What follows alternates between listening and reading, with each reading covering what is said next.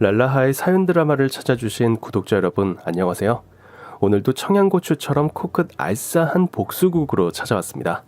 그럼 사연을 시작해볼까요? 안녕하세요. 저를 여러분에게 어떻게 소개하면 좋을지 모르겠네요. 미혼모라고 해야 할지 아니면 돌싱녀라고 해야 할죠. 따지고 보면 둘 다 맞는 말이긴 하죠. 물론 지금은 저를 부르는 그 어떤 수식어들과 상관없이 행복한 인생을 살아가고 있는 중년의 여성이지만 말입니다. 그렇다고 특별히 멋진 일을 하고 있는 것도 아니고 남들이 보기에 굉장히 부러울 만한 삶을 살고 있는 것도 아니지만 지금이 제 인생의 가장 행복한 시기라고나 할까요? 도대체 어떤 삶을 살길래 그러는 거냐고요? 사실 처음부터 제 인생이 이렇게 해피한 건 아니었습니다. 무슨 밧줄도 아닌데 꼬이고 또 꼬여서 도대체 내가 뭘 잘못했길래 내 인생은 이럴까 심각하게 고민한 적이 훨씬 더 많습니다. 제 인생이 엉킨 실타래처럼 꼬여버린 첫 시작은 제가 고등학교 3학년을 막 졸업하고 대학 입학을 코앞에 두고 있을 때였습니다. 이제 인생의 첫 발을 내디뎌야 할 그 중요한 시기에 제가 그만 덜컥 임신을 한 겁니다. 중고등학교 내내 저랑 붙어 다닌 친한 친구였어요. 그러니까 둘 다 대학 입시 때문에 스트레스를 너무 심하게 받았던 어느 날 야간 자율학습 시간에 땡땡이 치고 롤러장에 놀러 갔습니다. 둘 다 서로에 대해 좋은 감정을 가지고 있다는 거는 잘 알고 있었지만 당장 눈앞에 대학이란 장애물을 넘어야 하는 것도 알고 있었으니 서로 말은 못하고 있었죠. 그런데 그 친구가 저를 좀 도발했어요. 야, 애들이 무슨 사이냐고 계속 묻더라. 그래서 넌 뭐라고 대답했는데? 너 혹시 무슨 이제 기대 같은 거 하는 거 아니지? 아, 돌았냐? 기대는 웬 기대? 그냥 뭐라고 했냐고. 뭐라긴. 너랑 나는 같이 어깨동무하고 목욕탕에 가도 아무 느낌 없는 사이라 그랬지 뭐. 뭐? 솔직히 그 말에 좀 자존심이 상했어요. 갑자기 어디서 그런 오기가 생겼는지 제가 그 아이 입술에 뽀뽀를 했죠. 그런데 그 짧은 순간에도 그 애가 제 뒤통수를 확 잡아채서 떨어지지 못하게 하는 거예요. 그래서 그날 둘 다 무슨 정신인지도 모르고 인생의 첫 경험을 했던 겁니다. 하지만 정말 임신이 될 줄은 까맣게 몰랐어요. 저희는 철저한 성교육을 받은 학생들이었다고요. 제 생리 주기상으로도 안전했다고 생각했는데 뭔가 착각을 했었나 봅니다. 뭐 어쨌거나 중요한 건 제가 임신을 했다는 거죠. 대학 입학도 하기 전에 말입니다. 요즘이야 고등학생들이 아이 낳기르는 그런 프로그램도 있긴 하던데 그때만 해도 그게 가당키나 한 일이었을까요? 대낮에 날벼락 맞을 일이라고만 생각했죠. 그러니 그 어린 나이에 얼마나 고민이 됐겠습니까? 처음엔 혼자 고민하다가 이건 혼자 끙끙 앓을 일은 아닌 것 같아서 머리를 맞대자고 그 녀석한테 얘기를 했습니다. 그런데 그 녀석 첫 마디가 뭐였는지 아세요? 너 나 말고 또 그런 남자 있지? 뭐? 너 지금 뭐라고 그랬어? 내가 잘못 들은 거지? 아니, 나한테도 네가 먼저 키스했잖아. 닥쳐라, 싸다고 맞기 싫으면. 어떡할 거야. 지금 그래서 너 만나자고 한 거잖아. 야, 솔직히 까놓고 얘기해서 우리 인생 아직 시작도 안 했는데 너 망치고 싶어? 그 새끼가 뭐라고 짓거리는지 잘 이해가 되지 않았어요. 아이를 낳는 건 인생을 망치는 일인가요? 그렇다면 우리를 낳은 부모님의 인생은 어떻게 설명할 수 있는 거죠? 우리 실수로 생긴 애는 우리가 야, 솔직히 그게 무슨 애냐 지금? 내가 어떻게 해서라도 돈은 마련해 볼 테니까 지워. 나쁜 놈. 애가 무슨 담벼락에 쓴 낙서냐? 지우긴 뭘 지워? 그럼 어떡할 건데? 조금만 더 생각해보자. 부모님들께도 혼날 땐 혼나더라도 솔직히 얘기하고 의논 드리는 것도 방법이고. 야, 나 쫓겨나 우리 집에서. 나 3대 독자야. 너만 귀한 자식 아니야. 3일 후에 다시 만나. 하지만 3일 후 그놈은 연락 두절. 집으로 찾아가 보기도 했지만 그놈 부모님은 이미 이 사실을 들으신 게 분명했어요. 저를 집에도 안 들여보내고 현관 앞에 세워놓고는 안에서 거는 걸쇠 걸고 문 쬐끔 열어놓고는 다신 오지 말란 말만 하더군요. 그러다 어느 날은 다른 사람이 튀어나오대요. 그 사람들 이사 갔다면서요. 온 집안이 야반도주 한 거 있죠. 그렇다면 제가 또 그 노력의 가상함은 인정해 드려야죠. 어쩔 수 없이 저는 저 혼자 모든 결정을 해야 했어요. 지가 저지른 일 책임도 안 지고 또 그런 걸 자식이라고 싸고 도는 그 새끼 부모님도 생각하면 어이가 없었지만 그런 인간들이라면 애저녁에 여기서 인연 끊어진 걸 다행으로 여기자고 생각했습니다. 네, 저는 그 어린 나이에도 불구하고 혼자서라도 아이를 낳겠다고 결심한 거였어요. 물론 저희 부모님은 반대하셨죠. 실은 저희 집은 엄청 가난했기 때문에 저 대학 등록금도 제대로 못 해줄 정도였고 저는 대학을 가도 장학금을 받거나 아르바이트라도 해서 집안에 한 푼이라도 보태야 하는 형편이었거든요. 엄마가 나 그렇게 약한 애로 안 키웠잖아. 아빠가 나 어디 가서 주눅 들지 않는 아이로 키웠잖아. 평소에도 부모님은 제가 하는 선택에 대해선 스스로 책임을 질 줄 알아야 한다고 가르치셨어요. 물론 이런 일이 생길지 모르고 하셨던 거겠지만 다시 한번 저를 믿어주시겠다고 하셨습니다. 오히려 맘 편히 아이를 낳자고 얘기할 수 있는 형편이 아닌 걸 저한테 미안해 하실 만큼요. 결국 저는 대학교 1학년 여름방학 혼자 씩씩하게 아이를 낳았어요. 다행인지 그 새끼를 닮은 구석은 눈꼽만큼도 없이 머리카락 한 올부터 새끼 발톱까지 모두 저를 닮은 아들이었습니다. 세상 다 가진 것처럼 행복하다는 표현이 있잖아요. 그게 이럴 때 쓰는 거라는 걸 그때 알았어요. 부모님도 나를 가졌을 때 이런 마음이었겠구나 이해할 수 있었고요. 정말 예쁘게, 똑똑하게, 맑고 밝게 키우고 싶었습니다. 그런데 정말 현실은 지독하더군요. 제 아이가 돌이 되던 해, 원래도 좋지 않던 집안 형편이었지만 아빠가 실직하고 엄마마저 허리를 다쳐 더 이상 식당 일을 하실 수 없게 됐어요. 그나마 제가 학교 가거나 아르바이트 할 땐 아이를 같이 봐주셨는데 이제 그마저도 도와주실 수가 없게 된 거죠. 저는 학교를 그만두려고 했어요. 지금 대학 졸업장이 중요한 게 아니라고 생각했으니까요.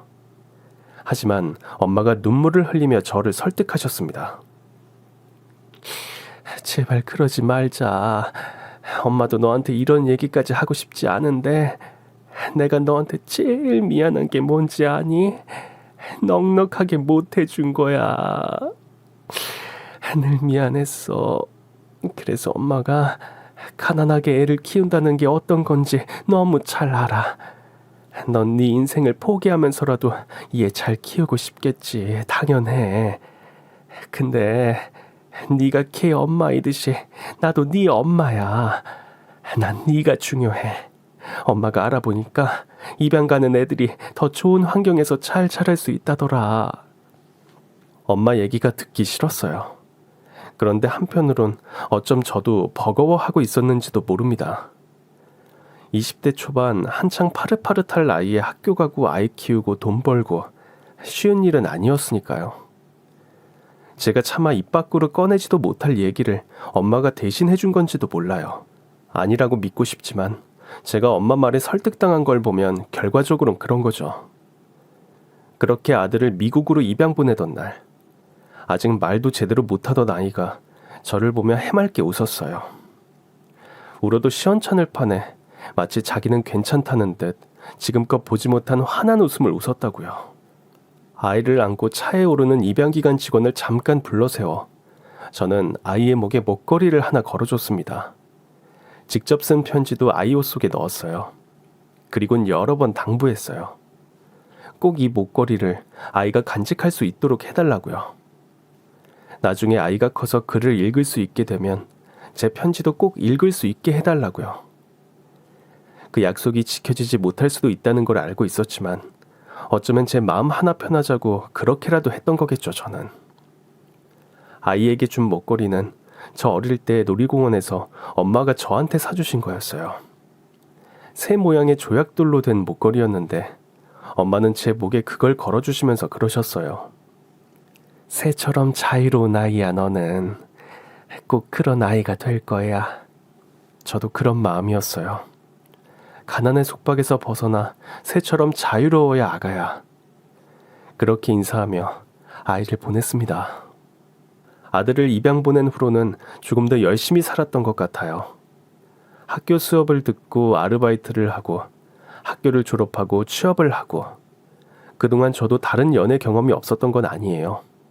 대학교 때 제 발표 수업을 하는 모습을 보고 첫눈에 반했다며 몇 달 동안 저를 졸졸 따라다닌 선배는 나중에 모든 사실을 듣고는 저더러 꽃뱀이라고 소문내고 다녔고요. 결혼 정년기 때 자기는 아무런 상관도 없다며 결혼하자던 남자는 막상 제가 결혼하자고 했더니 지 부모님 마음 아프게 하고 싶지 않다며 헤어지자대요. 좋은 남자를 만나겠다는 생각은 애저녁으로 집어쳤고 그냥 열심히 일만 했어요. 나중에 내 아들 만나면 부끄럽지 않은 엄마 정도는 돼야겠다는 생각으로요. 그러던 중 회사 거래처에서 한 남자를 만나게 됐습니다.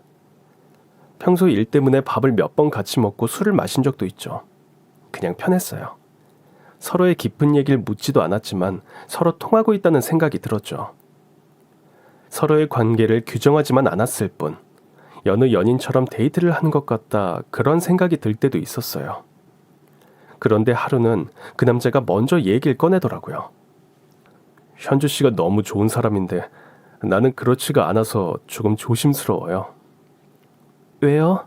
뭐가 그렇고 뭐가 그렇지 않은데요? 저 현주 씨랑 잘해보고 싶어서 솔직하게 얘기하는 거예요. 나는 결혼한 경험이 있고 중학생 아들도 키우고 있어요.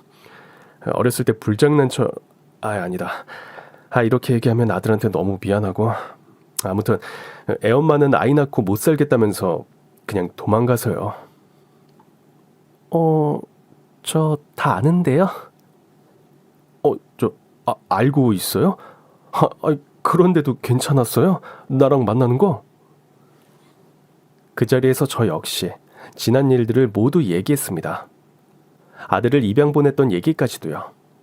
이제 우리는 서로에게 숨기는 것 하나 없는 그런 사이가 됐죠. 서로의 사연이 비슷했기 때문에 오히려 더 잘 이해할 수 있었던 것 같아요. 내 아픔을 보듬어 줄 수 있는 사람이 여기 있었구나. 그런 믿음이 생겼고 그래서 결혼하자는 남편의 제안을 받아들이기로 했습니다. 결혼 전에 충분히 남편의 아이와 친해질 시간을 가지고 싶기도 했지만 생각보다 결혼이 급무스를 타고 진행되는 바람에 미처 그렇게 하지 못했던 게 좀 아쉬웠습니다. 결혼식은 정말 간단히 양가 부모님들만 모시고 했어요. 남편이 이미 한 번 경험이 있기 때문에 일가 친척들이나 주위 사람들을 다시 초대한다는 게 아무래도 마음에 걸렸겠죠. 물론 저는 결혼식을 한 번도 해본 적이 없었지만 남편의 그런 마음은 충분히 이해했습니다. 그렇게 혼인신고까지 마치고 남편이 살던 집을 리모델링해 신혼집을 꾸렸습니다. 그때부터 저에게 가장 중요한 건 남편의 아들, 아니 이제 제 아들과 친해지는 일이었죠. 중학교 2학년. 왜 북한이 함부로 남침하지 못하는 이유가 우리나라 중이들 때문이라고 우스갯소리도 있잖아요. 지금 한창 예민하고 까칠할 나이라 대하는 게 많이 어려웠던 게 사실이에요. 심지어 한 집에 같이 살면서도 아들은 저랑 눈을 마주치지도 말을 섞으려고 하지도 않았거든요. 그래도 저는 늘 똑같이 아들에게 살갑게 대했습니다. 하지만 제가 어떤 얘기를 해도 어떤 짓을 해도 벽에 대고 외치는 것 같았죠. 돌아오지 않는 메아리랄까. 하루는 학원 가기 전에 먹으라고 차려둔 밥상을 쳐다보지도 않고 그냥 나가는 걸 남편이 목격하고는 혼낸 적도 있었어요. 너 이 자식 지금 뭐하는 행동이야? 여보 그냥 둬요. 지금 제일 힘든 건 성훈이야. 아무리 그래도 그렇지. 평소에 쟤 당신한테 이렇게 대하는 거야? 아니야. 그런 거 아니니까 제발 시간을 주자고요 쟤한테. 어떻게 피 한 방울 안 섞인 모르는 사람을 하루아침에 가족으로 인정하겠어요. 게다가 한창 사춘기, 예민할 나이에 말이에요. 아들은 여전히 저한테 냉담하게 굴었지만 서운하다고 생각해 본 적은 없어요. 오히려 소식도 모르는 제 아들과 비슷한 또래인 아들에게 제 아들에게 못해준 것까지 잘해주고 싶었죠. 그게 제 아들에게 용서를 구하는 일이라고 생각했어요. 성훈아, 어제 아빠가 너한테 화낸 거는 내가 대신 사과할게. 착한 척 오지네. 뭐라고? 가식 떨지 말라고요. 소름 끼치니까. 그래. 네 눈엔 내가 가식 떠는 것처럼 보일 수도 있어. 그래도 때가 되면 내 진심 알게 될걸? 너 그때 되면 엄청 후회한다 너. 아주 지랄을 하세요. 성훈아, 아무리 내가 미워도 어른인데 그런 말은 좀 그렇다. 좀 더 예쁜 말 해주면 안 될까? 아이, 듣기 싫으면 말을 걸질 말든가 귓구녕을 쳐막든가. 중2병. 말만 들었지 솔직히 좀 무서울 정도였습니다. 말 한 번 잘못 섞었다가 아주 식은땀을 줄줄 흘렸습니다. 아들이 하는 말, 행동 하나하나가 가슴에 콕콕 와서 박혔어요. 모두 상처가 됐지만 제가 상처를 받을지언정 아들에게 똑같은 상처를 주고 싶지 않아 참고 또 참았습니다. 저를 엄마라고 부르길 바라는 건 언감생심. 눈이라도 한번 마주쳐줬으면 좋겠다 하는 게 어느새 제 소원이 될 정도였다니까요. 아들이 저한테 말을 거는 순간이 있긴 있었어요. 학원에서 전화 오면 어제 집에 일 있었다고 좀 해주세요. 뭐? 그게 무슨 소리야? 너 학원 어제 안 갔어? 할 거예요, 말 거예요. 무슨 일인지를 알아야 하든 말든 하지. 됐어요. 안 할 거면 꺼지시든가. 남편 몰래 수습해야 될 일이 생긴다든가. 저기 10만 원만 주세요. 10만 원은 왜? 그거 그냥 주기에 꽤 큰 돈인 거는 너 알아? 짜쳐. 그딴 소리 씨부릴 거면 관두시든가. 남편한테 말 못할 돈이 필요할 때만 저에게 말을 걸었죠. 그러면 안 된다는 생각이 마음 한켠에 있었지만 그렇게라도 해서 이 아이가 나한테 마음을 열 수 있다면 하는 헛된 바람으로 저는 그럴 때마다 아들의 요구를 들어줬습니다. 그러다 답답해지면 늘 저와 속 깊은 얘기를 나누던 친구의 식당으로 찾아가 한참 하소연을 하기도 했어요.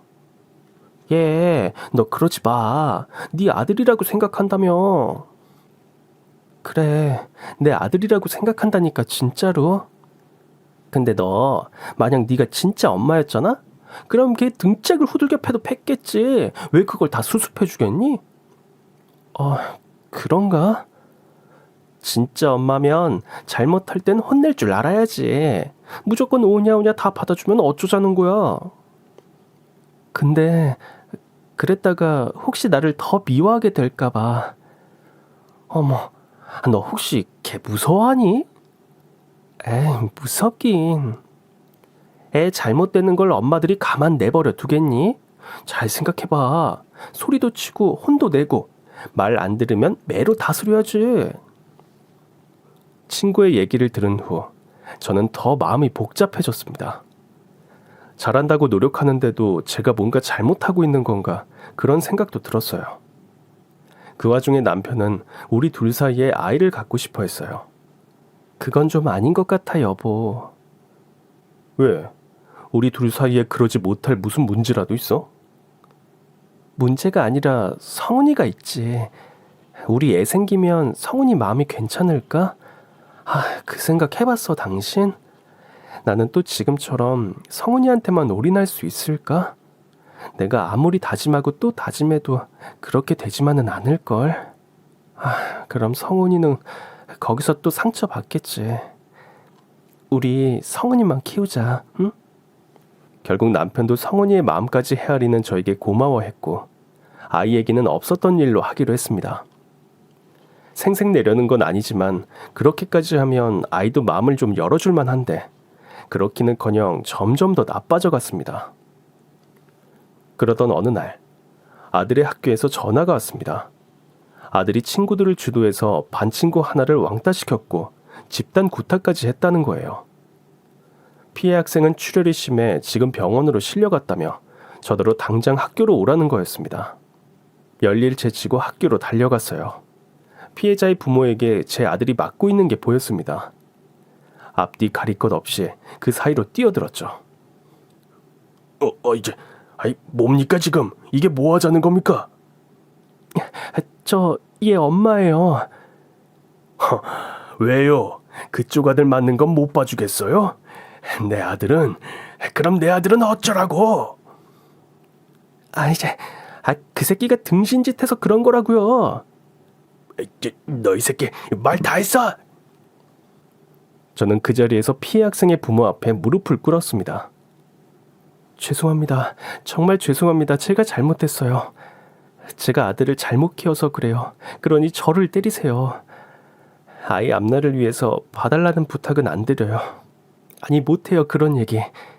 제 아이 소중하듯 어머님 아버님에게도 똑같이 소중한 아이인데 제가 감히 어떻게 그런 부탁을 드리겠어요.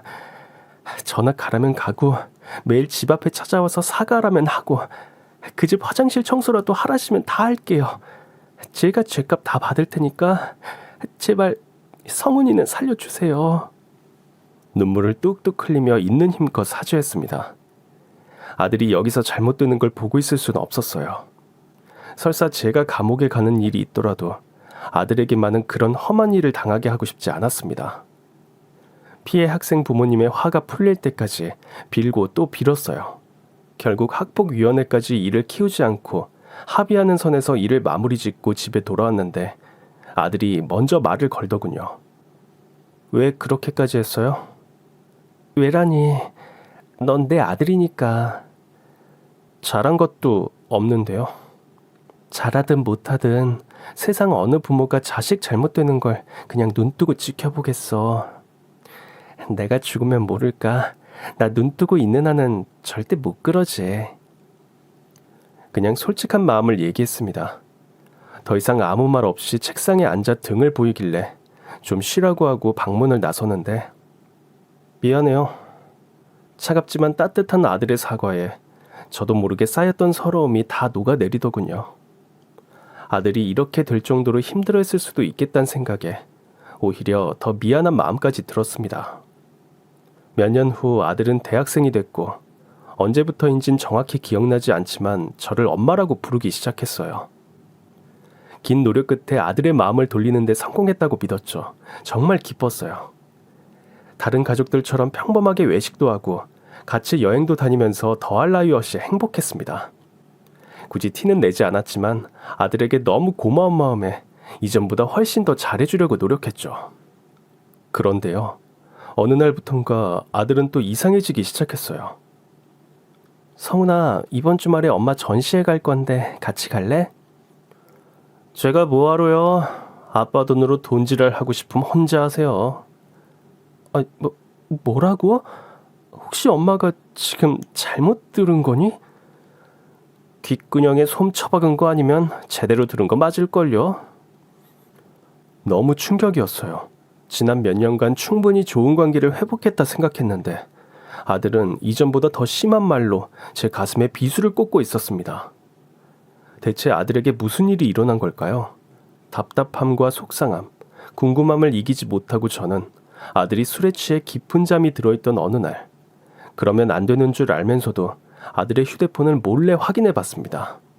어떤 단서라도 발견할 수 있길 바라는 마음이었어요. 그런데 아들의 휴대폰에서 놀라운 대화창을 발견했습니다. 저녁은 드셨어요? 아직 먹기 전이야. 너는? 그년이 차려준 밥 먹기 싫어서 좀 이따 나가서 먹으려고요. 맛있고 영양가 많은 걸로 사 먹어.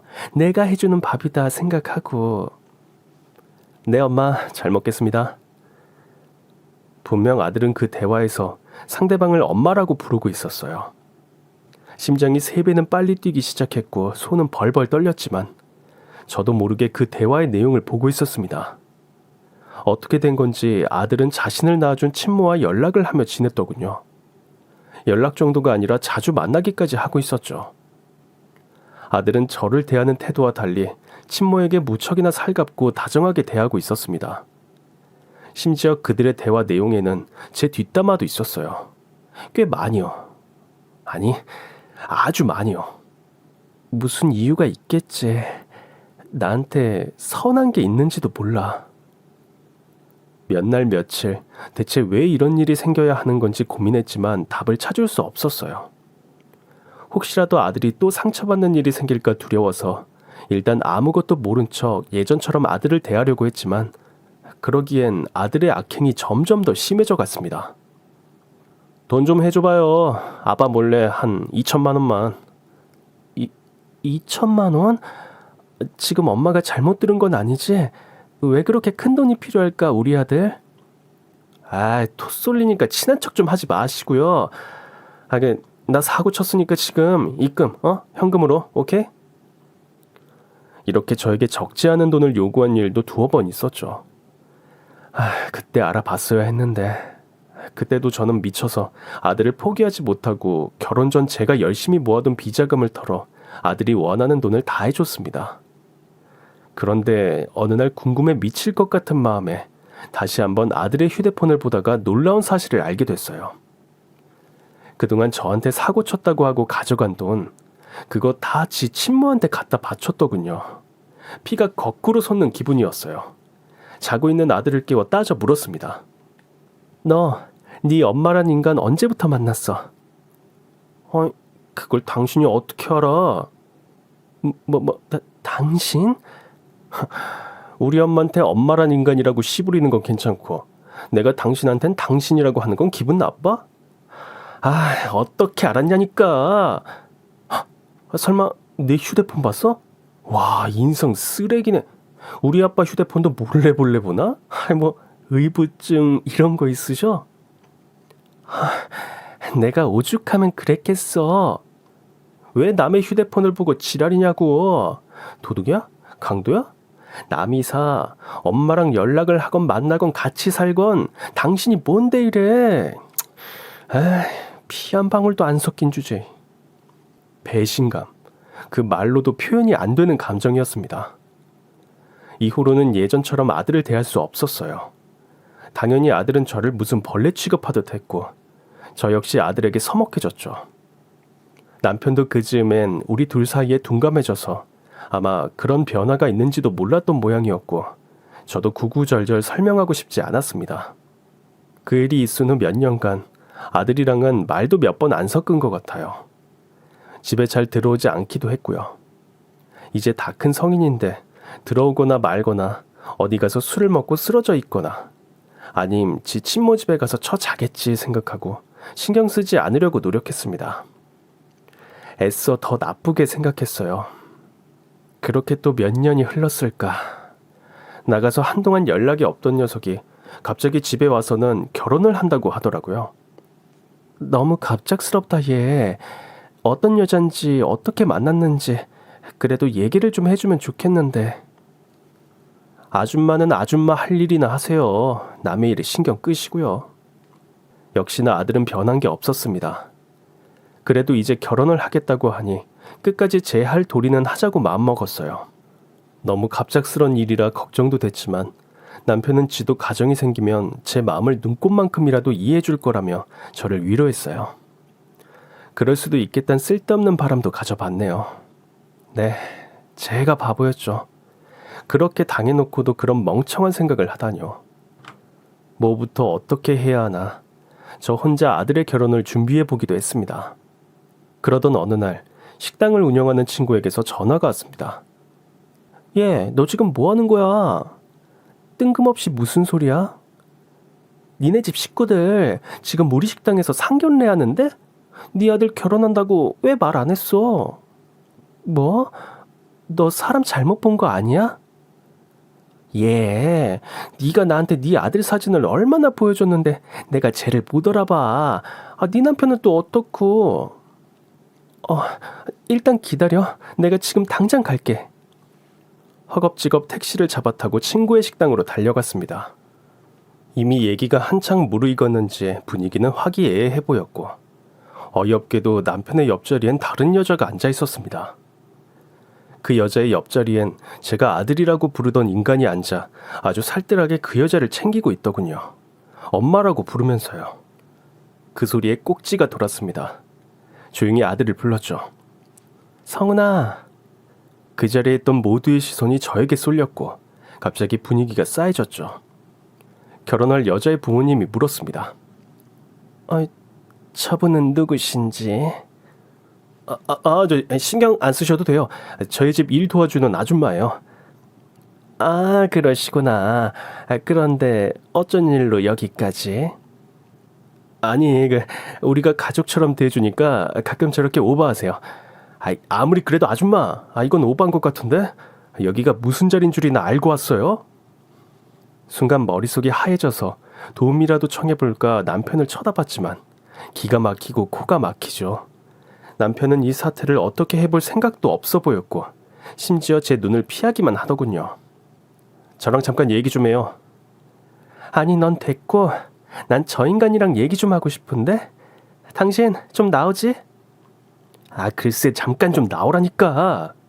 남편이란 인간 뭐라고 짓거리는지 좀 들어보고 싶었는데 아들 새끼는 저를 막무가내로 끌고 나갔어요. 그리고는 한다는 소리가 그동안 병신짓 하시느라 고생한 건 알겠는데요. 이쯤 되면 우리 인생에서 좀 꺼져 주시죠. 뭐? 그게 너 나한테 할 소리야? 딱 보면 상황 파악 안 되시나 지금? 아빠도 당신한테 마음 떠난 거 우리 엄마랑 다정한 거 안 보이냐고. 충격은 점점 더 커져갔습니다. 하지만 신기하게도 그럴수록 제 정신이 점점 맑아져 가더군요. 좋아, 내가 꺼져줄 테니까 이유는 좀 알자. 너 버리고 책임 못 지겠다고 도망갔던 네 친엄마 왜 다시 그 여잔데? 언제부터였는데? 아, 그게 궁금하셔? 배알 좀 꼴릴 건데 괜찮으시겠나? 뭐 궁금하다고 하니 내 대답은 해드리지. 우리 엄마요. 나 그렇게 두고 간 거 평생 죄책감에 시달렸대요. 재혼한 남자가 재산 다 엄마한테 물려주고 끽 죽었는데 수중에 돈 좀 들어오니까 그동안 나한테 못한 거 다 해주고 싶어서 나 찾아왔다고요. 자기 발로 먼저. 아줌마는 아줌마 아들 찾을 생각 1도 못했지? 그러니 알 리가 있나 우리 엄마 마음. 당신은 주제넘게 내 결혼 다시 생각해보라고 했지만 우리 엄마는요. 집 해준다, 신혼여행도 보내준다, 다 엄마가 해주겠다. 뒤늦게라도 우리한테 빚진 거 다 갚고 싶다는데 그럼 어떡해. 피는 물보다 진한데. 안 그래요? 아줌마? 내가 그동안 너한테 한 건 그건 아무것도 아니었니? 오호라, 그거 생색내고 싶어서 그러셔? 그래서 나한테 잘하는 척 위선 떤 거구나. 왜? 우리 엄마 부자 됐다고 하니까 당신도 눈이 돌아? 어떻게 앞에다 몇 푼 찌끄러드려? 얼마면 됩니까? 난 이대로는 못 물러선다. 아무것도 포기 못해. 아니 아줌마 제발 부탁 좀 합시다. 남의 앞길 막지 마시고요. 아줌마 나 이 결혼 꼭 해야 될 걸랑요? 알아들었으면 좀 꺼져 주시죠. 저도 더는 말 한마디도 섞고 싶지 않아 그냥 가려고도 했습니다. 그런데 몇 발자국 걸어가다 보니 도저히 분통이 터져서 안 되겠더라고요. 다시 발걸음을 돌려 상견례장으로 다시 돌아갔습니다. 저를 발견하고 식겁하는 남편의 머리끄댕이를 잡아챘죠. 그 대머리였는데 가발이었는데 제가 너무 분해서 그 사실을 깜빡했었네요. 아무튼 남편의 가발을 내동댕이 치고 저는 소리쳤습니다. 제가 얘 키운 엄마입니다. 저 여잔 얘 버리고 도망간 여자고요. 이 인간들이 그런 저한테 무슨 짓 하는지 어떻게 사돈 양반이 되실 뻔했던 분들 좀 들어보실래요?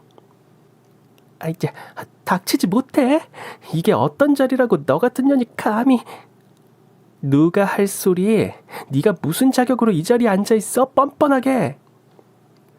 상견례장은 순식간에 아수라장이 됐어요. 상대방 가족은 도대체 어떤 게 진짠지 모르겠다며 이 결혼 다시 생각해봐야겠다는 말을 남기고 자리를 박차고 나갔습니다. 아들, 아니 그 새끼가 그걸 보더니 저한테 지랄을 하더군요. 네가 뭔데 나서서 일을 망쳐? 왜 내 인생을 망치냐고 이 또라이 같은 년아. 지 화를 못 이겨 정신줄을 거의 놓은 그놈이 손을 들어 저를 치려는 찰나 저 역시 죽기 살기로 덤빌 준비를 하고 있는데 그만하시죠. 누군가 그놈의 지랄을 막아섰습니다. 사람을 때리는 게 아니다라고 배웠어요. 농방예의지국 아닙니까? 한국.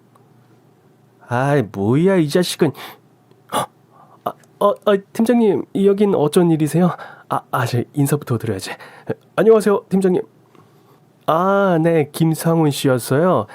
지금은 그러나 악수할 타이밍은 아닙니다.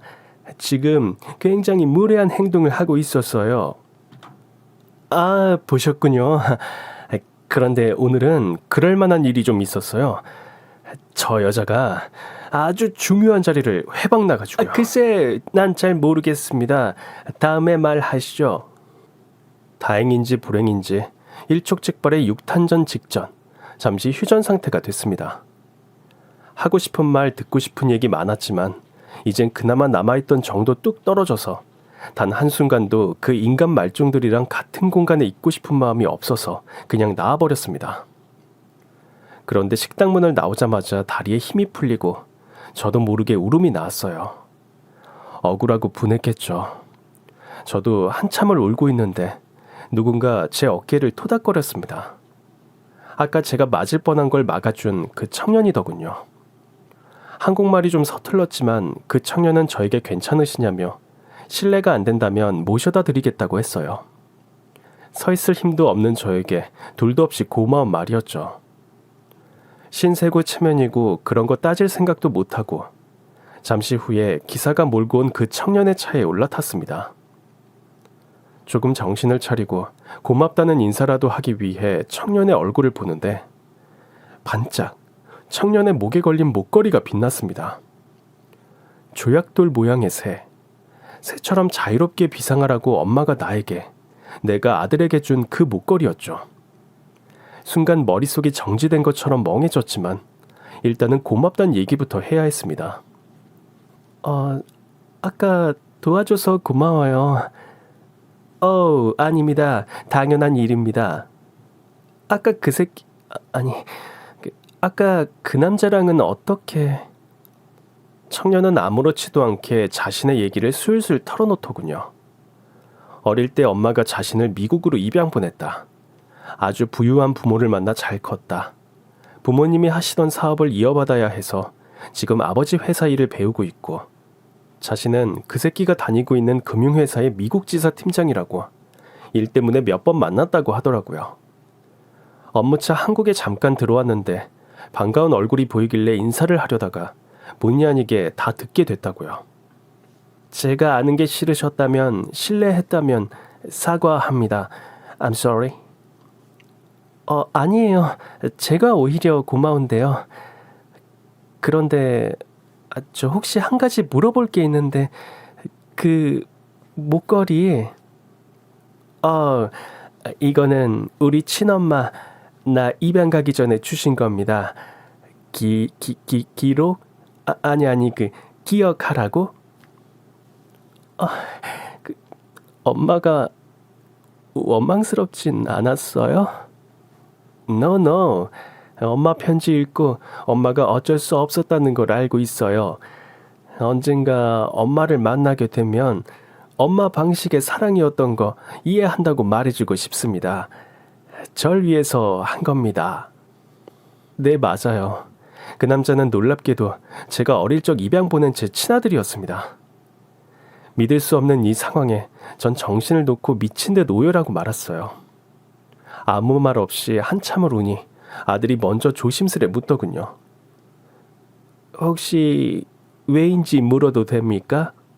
저는 대답 대신 평소 지갑에 넣어 다니던 아들의 마지막 모습을 찍은 사진을 꺼내 아들에게 보여줬습니다. 입양 가던 날 찍은 사진이었죠.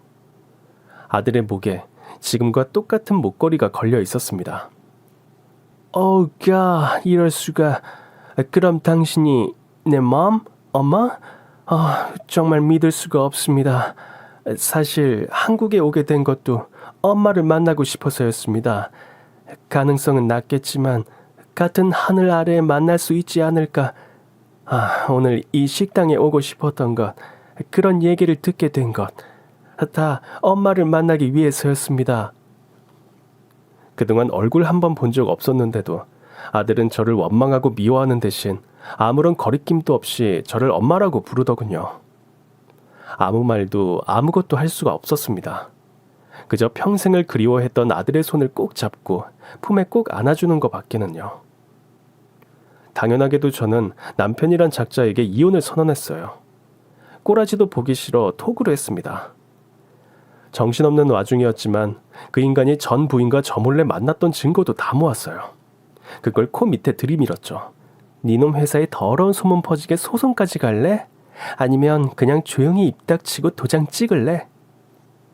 찍소리도 못하고 도장 찍었죠. 후레자식만도 못한 그 아들놈 역시 당연하게도 여자 쪽에서 파혼을 요구했답니다. 사기 뭐 그런 걸로 위자료까지 요구했다죠. 좀 망해봐야 정신을 차리지. 더 뭐 좀 할 거 없나 생각하는데 제가 그렇게까지 할 필요도 없더군요. Mom, 그 새끼? Baby?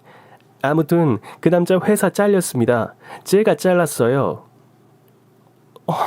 뭐? 그렇게까지 하진 않아도 됐을 텐데. No, no. 아버지 회사는 실력도 인성도 매우 중요합니다. 쓰레기들은 쓰레기 짓을 해요, 언젠가는. 제가 두 눈으로 본 이상 회사에 쓰레기를 둘 수는 없어요, 엄마. 그 새끼 싹싹 빌었어요. No, 그래도 안 됩니다.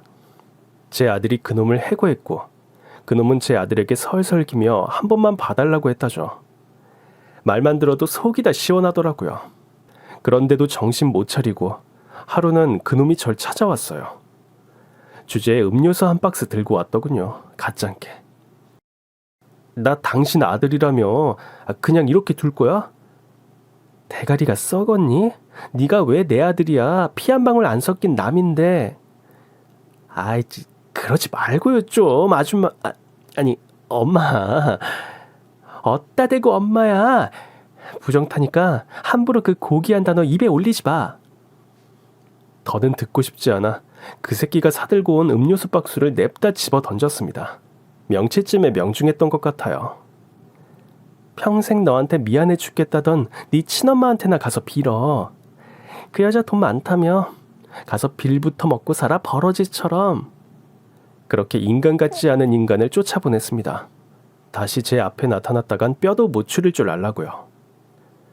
제 친아들은 지금 한국 지사로 발령 대기 중입니다. 그 준비가 좀 오래 걸려 한국과 미국을 왔다 갔다 하고 있지만 한국에 올 때마다 꼭 저를 찾아 함께 시간을 보내고 있어요. 긴 시간 서로에게 하지 못했던 엄마 노릇, 아들 노릇 제대로 하면서요. 그리고 아들은 저에게 제안을 하나 하더군요. 한국엔 엄마 밥이란 음식이 제일 맛있다고 합니다. 근데 저 먹어본 적 없어요. 이제라도 먹고 싶습니다. 다시 미국으로 가게 될 수도 있기에 언제까지가 될진 모르겠지만 저와 함께 살면서 엄마 밥을 먹고 싶다고요. 자기가 한국에 들어올 때까지 들어가 먼저 살고 계시라며 대걸 같은 집에 저를 앉혀놨습니다. 내 어머니여서 정말 감사하다는 말과 함께요. 제가 세상에서 가장 잘못한 일이 끝까지 책임지지도 못할 거면서 이 아이를 낳은 일인 줄 알았는데 아니었어요. 이 아이를 낳은 건 세상에서 제가 가장 잘한 일이었습니다.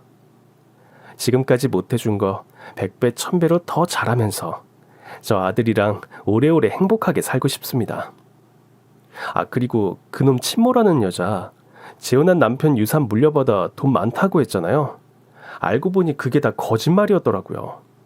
오히려 남편이 남긴 건 빚더미뿐이었고 전 남편한테 다시 빌부터 먹으려고 그동안 돈 많은 척, 좋은 엄마인 척 생쇼를 했던 거였죠. 사업을 하는데 돈이 필요하다. 어쩐다 하면서 남편놈과 그 아들놈한테 돈을 뜯어간 거였어요. 완전히 사기라는 걸 알게 된 남편과 그 아들놈이 그 여자에게 쌍욕을 하며 쫓아냈다더라. 뭐 그런 얘기를 들었습니다. 뭐 거기까진 속이 시원한데 이 인간들 배알도 없이 저를 찾아왔더라고요. 여보, 당신 아들이랑 지내고 있다며? 우리가 잘못했어. 이제라도 우리 다시 시작해보자. 뭘 다시 시작해? 내가 당신 아들, 아니야, 우리 아들한테 잘할게. 내 아들처럼 잘할게. 기회를 줘, 응? 그래 엄마, 나도 형으로 모실게. 잘 모실게. 저는 대답 없이 두 사람에게 음료수를 내밀었습니다. 그 뚜껑을 따서 경품이 뭐라도 나오면 내가 다시 생각해 볼게. 두 인간 무슨 큰 성운이라도 입은 것처럼 신나서 음료수 뚜껑을 따더라고요. 꼴 보기 싫은 인간들. 하지만 뭐 그런 경품이 아무에게나 기회를 주나요? 두 인간 모두 뚜껑엔 다음 기회에 라고 써 있었죠. 그런데 이 모질이들 그 말이 무슨 말인지도 이해 못하더군요. 여보, 다음 기회라면 언제를 말하는 걸까? 다음 달? 다음 주? 그래 엄마, 기회만 주면 우리 진짜 잘할 거야. 고마워 엄마. 지랄 연병들을 하세요. 나처럼 착하게 살았던 사람한테나 지금처럼 다음 기회가 주어지지. 니들 같은 인간은 다음 기회 뜻도 모르지? 꽝이잖아 꽝. 니네 인생은 지금까지도 앞으로도 꽝일 거라고 꽝. 알아들었으면 꺼져주시죠 꽝님들. 그보다 더한 말도 하고 싶었지만 행복한 제 삶에 더 이상 오물 묻히기 싫어 거기까지만 하고 쫓아보냈습니다. 하루하루가 너무 행복합니다. 지옥인 줄 모르고 지옥 속에서 살았던 지난 삶을 다 보상받는 기분이에요. 아들에게 그동안 못한 거 다 갚으며 오래오래 좋은 엄마 노릇 할 겁니다. 아들이 방금 퇴근했는데 배고프다며 엄마 된장찌개 먹고 싶다네요. 그럼 전 이만 아들 밥상 차려주러 가야겠습니다. 제 얘기 들어주신 여러분 모두 감사하고요. 행복하세요. 구독자 여러분, 오늘 얘기 재밌으셨나요? 이 사연에 공감하셨다면 구독과 좋아요를 꼭 눌러주세요. 저는 더 재밌고 화끈한 사이다 썰로 내일 다시 찾아오겠습니다. 오늘도 행복한 하루 되세요.